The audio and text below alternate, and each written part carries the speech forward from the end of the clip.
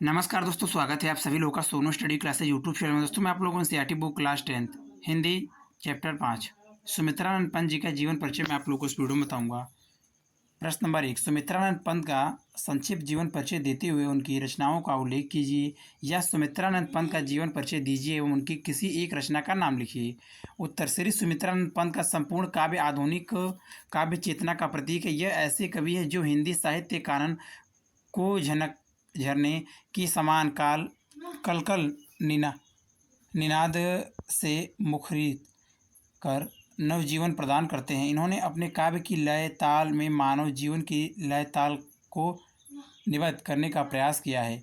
इनके काव्य में धर्म, दर्शन, नैतिक एवं सामाजिक मूल्य, प्रकृति की सुकुमारता, उड़नता आदि एक साथ देखी जा सकती है। वास्तव में इनका काव्य रसिकों के गले को कंठहार है। जीवन परिचय, सुकुमार भावनाओं के कवि और प्रकृति के चतुर चितेरे श्री सुमित्रानंद पंत का जन्म 20 मई सन 1900 ईस्वी को प्रकृति की सुर में गोद में अल्मोड़ा के निकट कोशानी नामक ग्राम में हुआ था। इनके पिता का नाम पंडित गंगाधर पंत था।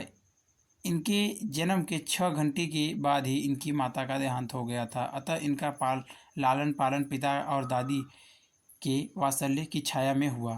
पंत जी ने अपनी शिक्षा का प्रारंभिक चरण अल्मोड़ा में पूरा किया। यहीं पर इन्होंने अपना नाम गोसाई दत्त से बदलकर सुमित्रानंद पंत रखा।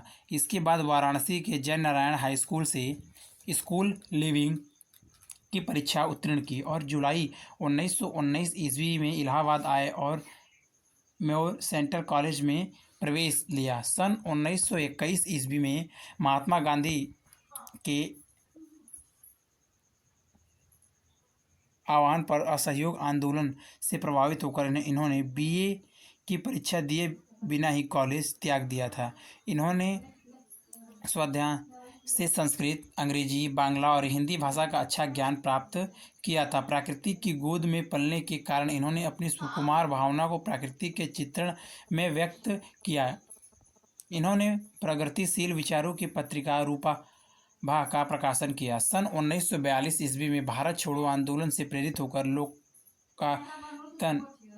लोकायन नामक सांस्कृतिक पीठ की स्थापना की और भारत भ्रमण हेतु निकल पड़े। सन 1950 ईस्वी में यह ऑल इंडिया रेडियो के परामर्शदाता पद पर नियुक्त हुए और सन 1976 ईस्वी में भारत सरकार ने इनकी साहित्य सेवाओं को पद्म भूषण की उपाधि से सम्मानित किया। इनकी कृति चिदंबरा पर इनको भारतीय ज्ञानपीठ पुरस्कार मिला। 28 दिसंबर सन 1977 ईस्वी को इस महान साहित्यकार ने इस भौतिक संसार से सदैव के लिए विदा ले ली और चिर निद्रा में लीन हो गए। रचनाएं, पंत जी बहुमुखी प्रतिभा के धनी थे। इन्होंने कविता के अतिरिक्त नाटक, उपन्यास और कहानियों की भी रचना की है, परंतु काव्य ही इनका प्रधान क्षेत्र रहा है। अपने दीर्घकालीन काव्य जीवन में इन्होंने हिंदी काव्य जगत को अनेक कृतियां प्रदान की हैं जो निम्नलिखित हैं।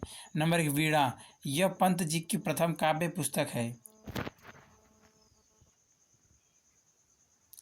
इसमें प्राकृतिक निरीक्षण, अनुभूति और कल्पनाओं का सुंदर रूप दिखाई देता है। नंबर 2, ग्रंथि। यह असफल प्रेम की दुखपूर्ण गाथा का काव्य है। इसमें वियोग श्रृंगार की प्रधानता है। नंबर 3, पल्लव। यह कल्पना प्रधान काव्य है। इसमें प्राकृतिक निरीक्षण और ऊंची कल्पनाओं के दर्शन होते हैं। इसमें बसंत, श्री परिवर्तन, मौन, निमंत्रण, बादल आदि श्रेष्ठ कविताएं संकलित हैं।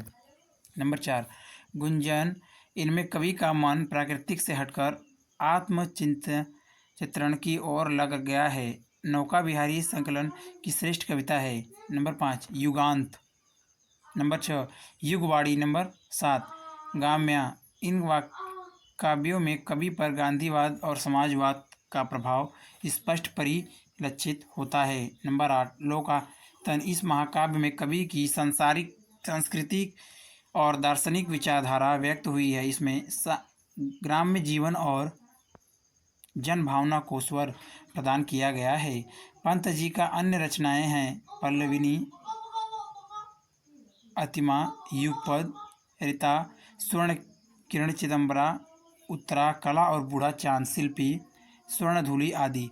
साहित्य में स्थान सुंदर सुकुमार भावों के चतुर चितेरे, पंत ने खड़ी बोली और ब्रजभाषा जैसी माधुर्य एवं सरसता प्रदान करने का महत्वपूर्ण कार्य किया है। पंत जी गंभीर विचारक, उत्कृष्ट कवि और मानवता के सहज आस्था आस्थावान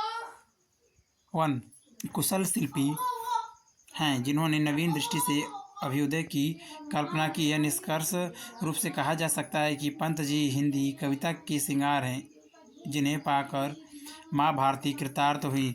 अगर वीडियो अच्छी लगी तो वीडियो को लाइक करें, शेयर करें, कमेंट करें और नेक्स्ट वीडियो के लिए चैनल को सब्सक्राइब जरूर करें। Thank you for watching.